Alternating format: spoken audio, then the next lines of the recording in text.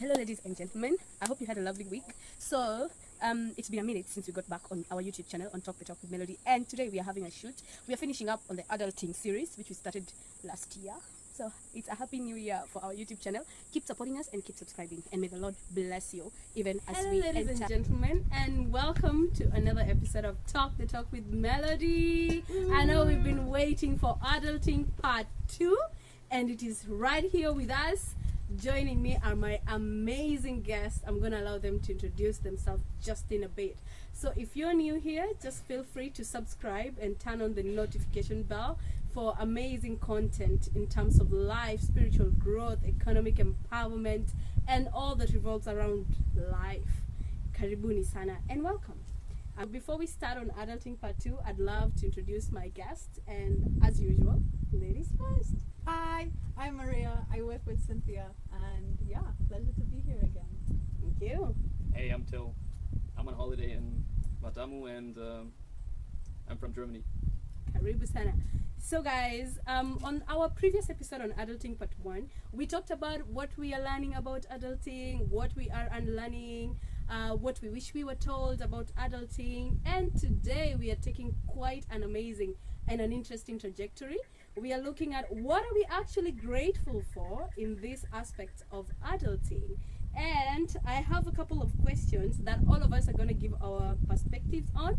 If you have a point or an opinion, just feel free to type it at the comment below.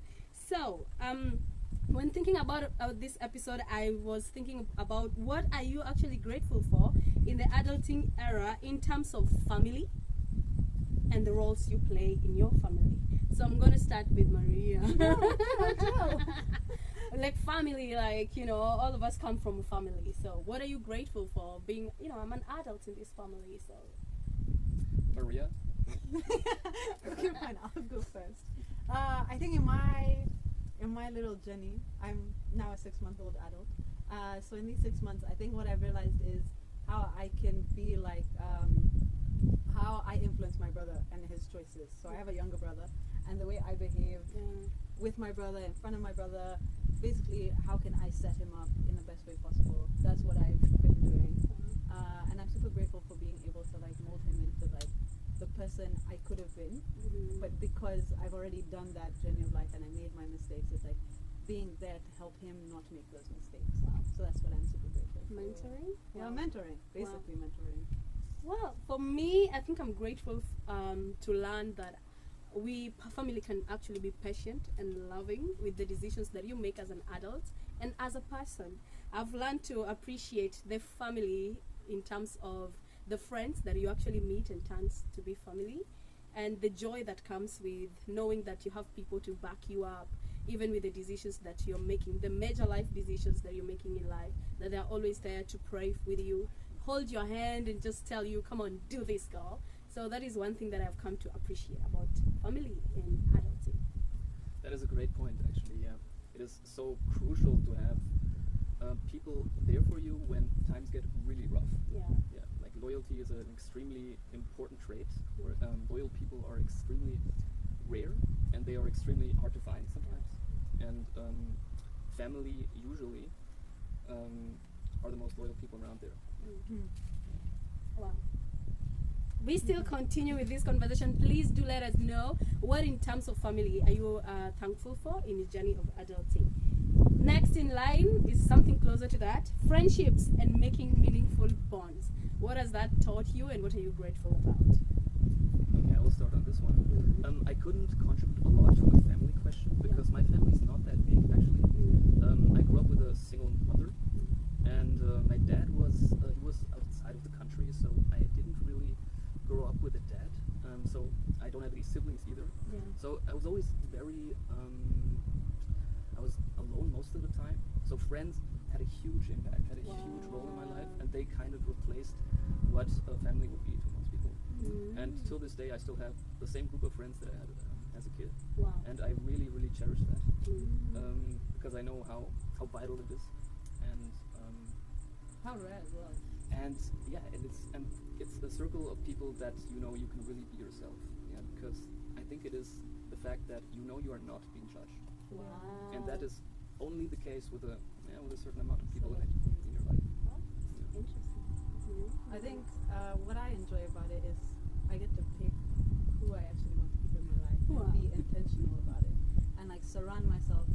you know they always say like you are who you surround yourself with. And the same case, like the way you've had friends from when you were a baby, I've had the same sort of thing, and I'm also very grateful for like having that support unit. But also then finding friends that just kind of have started like in the past 3 years. I've found like a whole new separate family just because I've been shifting places, shifting like what I'm doing, where I'm at, and I think that's also amazing. And it's nice to know that like you know when you're a kid in school, if you didn't have friends, it doesn't mean that's the end, and you actually will find like really good, really loyal people later on in life. So I don't know. I find it's important friendship, and you like as you say, they slowly do become part of your family, because it is like now your chosen family. You know, like family is you're with them because it's blood, and it's like just the way life works. You stick with your family, but your friends then become your chosen family, which is what I really love. Do you think it's possible to develop that same bond with friends that you meet later on in life, compared to the friends that are there from the start? 100%. Yeah. My best friend right now, I've only known her for 3 years, but it feels like I've known her Okay. Forever. my entire life. Yeah.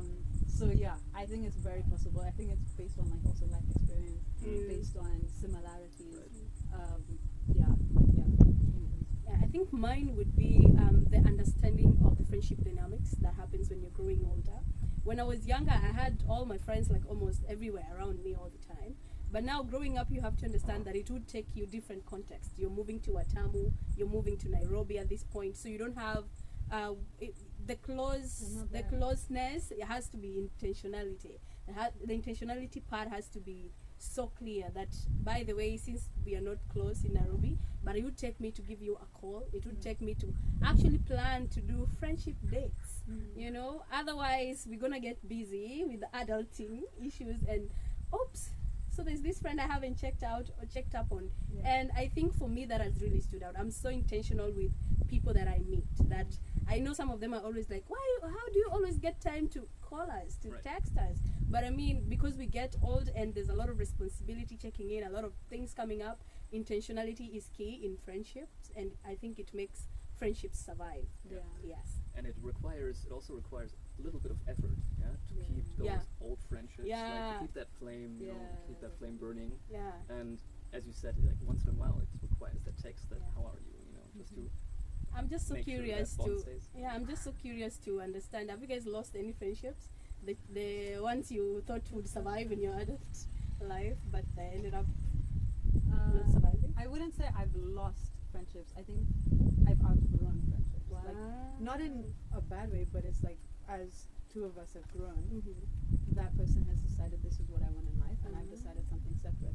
But there's never bad blood or bad energy between like it. We're still In different for the, journeys. yeah, we're different places, different wants and needs, and it's like when she is doing well, I'm like, okay, great, I love that for you. When I'm doing well, it's the same thing, but we both have understood that we've just kind of grown apart.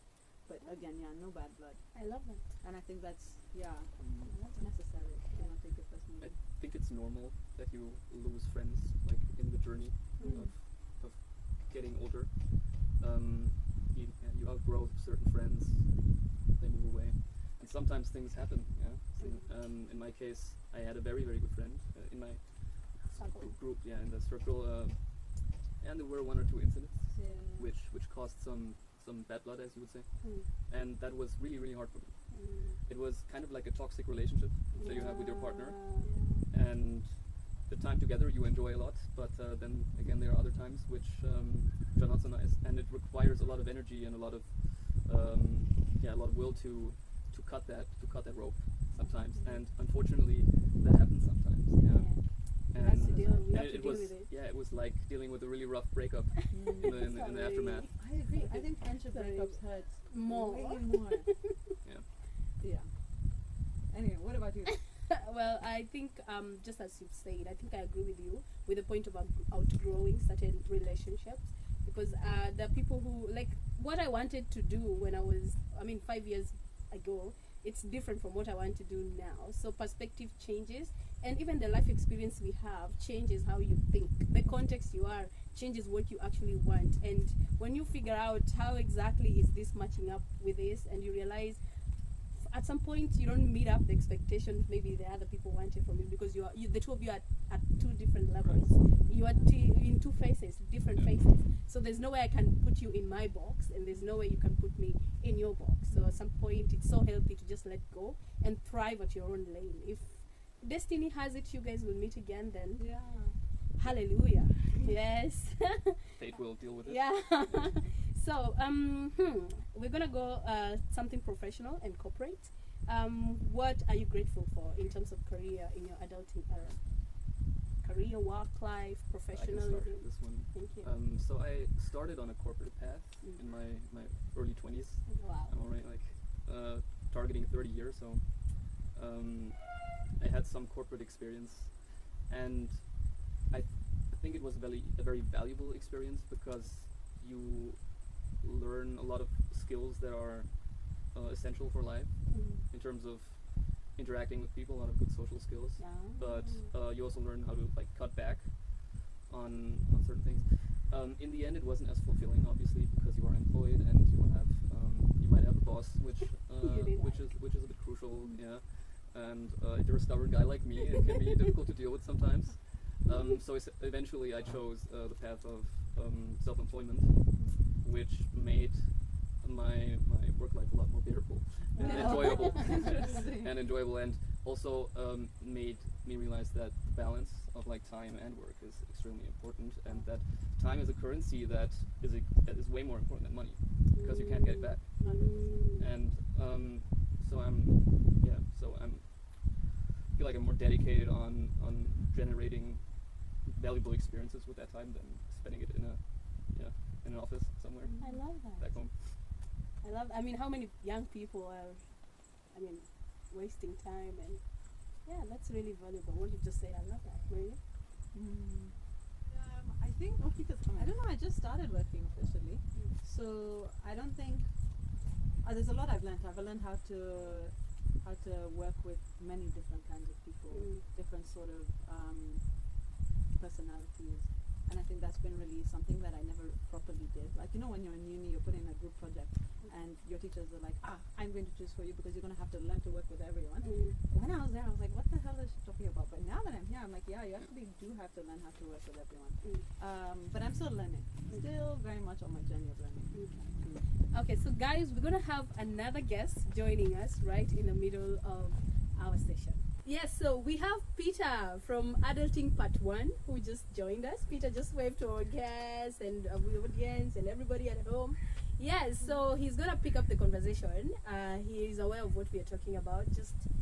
He was swimming in the ocean before we were starting. So we were talking about what we are learning in terms of career. So Peter, would you tell us in your adulting stage what you're learning in terms of your career at the moment, and what you'd love to tell young people? Yeah, actually, I think my job is at learning per se. Tell us what your job is in the first place. I am a marine researcher. Yeah, and I spend most of my time in the water, studying marine life, fish, corals, and such, and the marine ecosystem, the reefs, the seagrass ecosystems. Yeah, and for most part, my job entails learning, pretty much. So yeah, I'm very grateful for that because it's actually part of it. What you're asking, it's learning in the job. Yeah, I actually also wrote the learning part. I want to admit that I was just straight from university, straight from just writing things on books, and now I'm on a practical world. Now show us what you're actually studying, and I can say that pretty much everything that I know now I learned on the job. Like, I'm learning every single day. I'm learning, so you know how to do that, teach me. So you know how to do that, and YouTube got me, Google got me. So really, adulting is a learning experience every day, even in terms of career. I can't say that I'm at where I want to be in terms of as far as my career is concerned. It's a learning process every day, and I'm also working on my social skills. Yeah, so it has also given me that platform to know how to deal with different personalities. And I fail most of the time because we're learning every day. Right. Yes, so you that have to was make it. mistakes. Mistakes to learn, actually. Right. Yeah. Exactly. So, our next question is pretty much interesting. I'm asking about spiritual growth and how connection with God matters, and your experience with that as an adult. This one I'm gonna start with. Start yourself. Let's have you start. Okay, so in terms of spiritual growth, I can say that as an adult, feeling connected with God has really been part of the foundational motivation of what I even do now. And it has really played a role, especially when I decided to join ministry for 1 year. The trainings I get, the Bible handling skills that I'm getting. I mean, I don't read the Bible as I used to before, and I've also gained confidence to understand that, I'm not yet there. It's a spiritual journey. It's something that I'm trusting God to work on and to make me a better person, and of course, for His glory. Yeah, so pretty much, I wouldn't say much on that because it has really helped me and leveled my personal devotion as well. So I really think in this adulting, concerning the challenges and everything that comes with it, at some point you just need God. You just need God, yeah. So that's what I'll say. I can go next. Yeah. I think for me, I've mentioned it quite a bit, but I was born into a Christian family, so my parents were like, well, my mom specifically, my dad, he shows up at church, but I wouldn't call him a Christian. But my mom was like, okay, Christian, we're going to church, we pray at night, and that's as far as it went. It was like a no-brainer. I didn't really have a choice. It was just do this. So Where religion is somewhat stigmatized as well. Yeah. If you come out as a devout Christian, it's kind of not frowned upon, but people make fun of you a little bit, in your friends group. If I would tell my friends, hey, I'm a devout Christian, now they would raise some eyebrows. So they have a completely different approach to it, as they look for meaning in a different way. And I think that is what I think religion is. It is just searching for purpose, searching for answers. And I'm trying to find that in some way, and maybe I will find my way to Christianity eventually. It is something I still have to deal with. I think I will try to delve into the Bible more. Wow. Maybe I will find some answers there, because that's all it is. The Bible is 1,000 years of knowledge, basically, and all the answers are in there. So I think it's a very valuable resource, regardless of not being religious or not. I think it's an extremely valuable resource for how to conduct a fulfilling life. I'm super happy that at least you really want to, and you desire to at least get to know what is it about. Just like Peter was saying, he was constantly asking these questions, and the scientist in him could allow him to bring justifications of whatever thought he had, but also like the surrounding and the people around him really helped him about that. So we're really happy, and of course reach out whenever you feel like, I have this question, can you answer it for me? So on our last part, the question is, justify how adulting is not a class but experience. That you learn things, sometimes you learn them on the job. Justify how it is not a class, a theoretical class, but experience. And how has it been, the journey? Can you say it's the grace of God? I know, Peter, you want to say something. Well, yeah. How adulting is not a class, with examples, Teacher Peter. Actually, I honestly, I've been an adult for several years, but Yes. I don't feel like an adult. So for real, I for certainly feel like a child to some level. But what I think adulting, what's a major learning thing is learning on the job, I think learning on the process. Yeah. And actually, learning the hard way. Ish. Learning the hard way. Hard way. Yeah, the hard way, and making mistakes, and there are mistakes for life, like on your life, and you still have to pull them.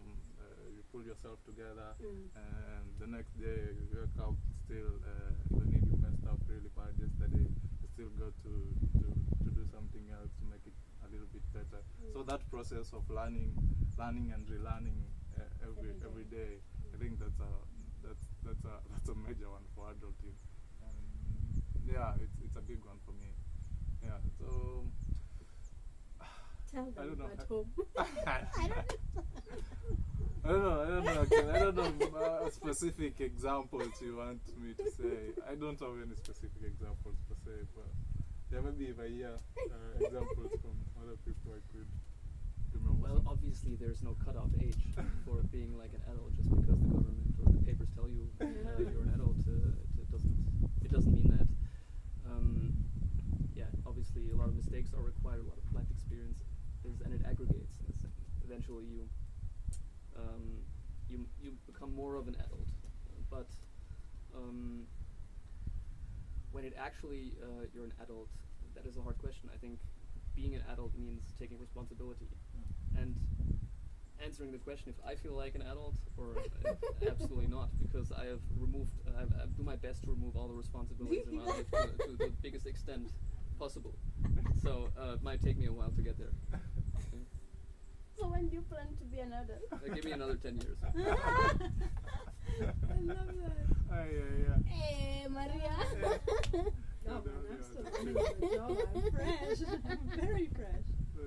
But I think something that struck me was I was talking to my friend last week, and we were talking about rent and taxes, and cooking for yourself. And I was like, you mean to tell me, for the rest of my life, I have to cook for myself every day. Like a meal has to be there every day. Laundry is something that has to be done. Like it's no longer just you sit at home and your parents are like, okay, let's go somewhere. It's like you have to do it now. And then we were talking about how our parents have been then in this thing for like the past 30, 40 years doing the adulting thing, and they're still learning. They're still learning on the job. They're still like doing new things, and that's when I realized, like you said, it's not a class, it's an experience. Where every year something new will like come knocking at your door, and you're like, okay, actually, as soon as you think you're getting the hang of it, something will come. Yeah. And then you're no longer getting Throw the you hang back. of it. Yeah. Throw you completely back. So yeah, adulting is something that just you end up doing for the rest of your life. And it's whether you look at it like, oh my god, I'm stuck now being an adult, or it's like, oh, cool, so much opportunity to do what you want to do with your life, which like stresses me out, but it's okay. You'll get there. Yeah. I think for me, one thing that has stood out to show me that this is not a class is the number of mistakes I had to make. Even when I'm trying something, like I had to at least try to know if it is working or not. Like I had to jump on opportunities to see if I can do them, fail while doing them, to know that I actually can't do this, but this is what I can. So initially, you just like, I don't think I can do that because I'm gonna fail. But being an adult, you actually have to fail 1,001 times for you to know what actually works the best for you. On our parting shot, you have something to add, Peter? Maybe I was just about to add what she said, because life it's all about, it's never straight, it's never straight line. It's about falling and rising. Yeah, and the low moments always makes you appreciate the high moments very much. Because if you don't have low moments, then you never know your high moments either. So that fluctuation is really important, and that can justify. Yeah, and I'm just thinking, since you are not there when you were studying, what has adulting taught you in terms of friendship and making meaningful bonds? I don't know how many real friends I have. It's very few. What do you mean real friends? They're fake friends? They're more of like people I know, or people who know me.